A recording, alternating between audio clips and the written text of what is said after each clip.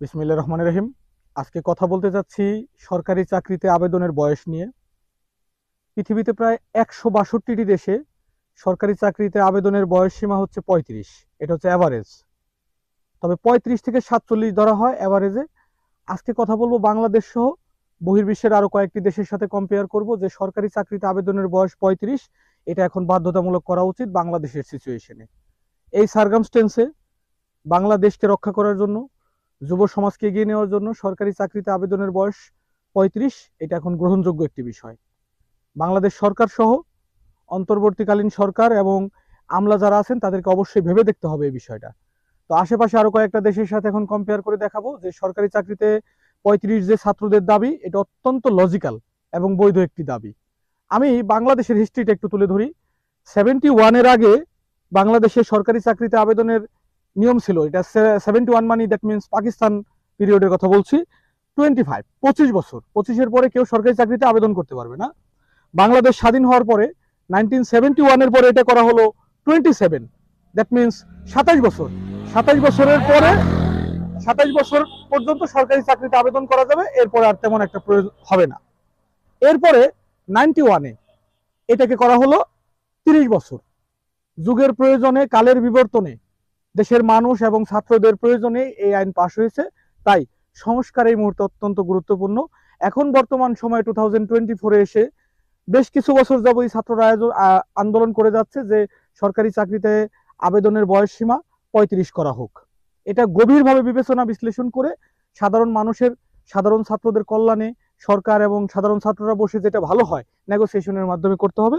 তবে আমি কয়েকটা দেশের সাথে একটু কম্পেয়ার করে বলি। ভারত আমাদের পাশের দেশ, তাদের দেশে সরকারি চাকরিতে আবেদনের বয়স সীমা হচ্ছে 35 থেকে 45 বা 40। এটা রাজ্য ভেদে কোনো কোনো অঞ্চলে একটু পার্থক্য আছে। এরপরে যদি বলি শ্রীলঙ্কা, সেখানে 45, তাইওয়ান 35, ইন্দোনেশিয়া 45, সুইডেন সেখানে 47, ফ্রান্স 40, ইতালি 35, আমেরিকা 59, কানাডা 47 এবং পৃথিবীতে শিক্ষার জন্য যে দেশটাকে আমরা রোল মডেল মনে করি ফিনল্যান্ড, জার্মান, সেই ফিনল্যান্ডে উন্মুক্ত। আপনি যখন তখন যে কোনো সময় আপনি চাকরির জন্য আবেদন করতে পারবেন। জার্মানও সেম কন্ডিশন। আমি যে কথাটা আজকে ইন্ডিকেট করতে চাই, পৃথিবীর বেশিরভাগ দেশে, মেজরিটি দেশে 35। আমি আবারও ইন্ডিকেট করছি, আই রিপিট, 162টা দেশে সরকারি চাকরিতে আবেদনের বয়স হচ্ছে 35 বছর। তাই বাংলাদেশ সরকার এবং বাংলাদেশে যারা আমলা আছেন এর মধ্যে একটা শ্রেণী চাচ্ছে না যে সরকারি চাকরির বয়স 35 হোক, কারণ তারা এই সেক্টরটাকে লুটে পুটে খাওয়ার জন্য চেষ্টা করতেছে।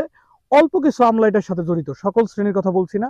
বাংলাদেশের 80% কর্মকর্তা তারা এটার পক্ষে এবং ছাত্রদেরকে চাচ্ছে।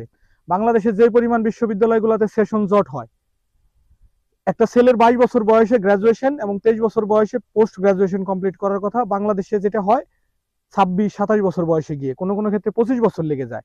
আর লাস্ট 2 ইয়ার্স আগে যারা প্যান্ডামিক, করোনা মহামারীতে যারা ক্ষতিগ্রস্ত হয়েছে তাদের কথা তো বলা বাহুল্য। একটি কথা বলতে চাই, জনপ্রশাসন মন্ত্রণালয়কে এই বিষয়টা খুবই গুরুত্বপূর্ণভাবে দেখতে হবে এবং এই বিষয়ে হেল্প করতে হবে পিএসসি কে। আবারও বলছি, ডক্টর ইউনূস একজন বিজ্ঞ মানুষ, তার বিস্তর পড়াশোনা এবং গবেষণা আছেন, উনি একজন জ্ঞানী মানুষ, উনি এই বিষয়টা অবশ্যই ভেবে দেখবেন। আর একটা কথা না বললেই নয়, অনেকে আবার এই ভিডিওর কাউন্টার পার্ট দিতে পারেন যে একজন মানুষ 30-এই তো পারফেক্ট, 35 বছর কেন হবে, এটা তো প্রয়োজন নাই বাংলাদেশের সার্কামস্টেন্সে।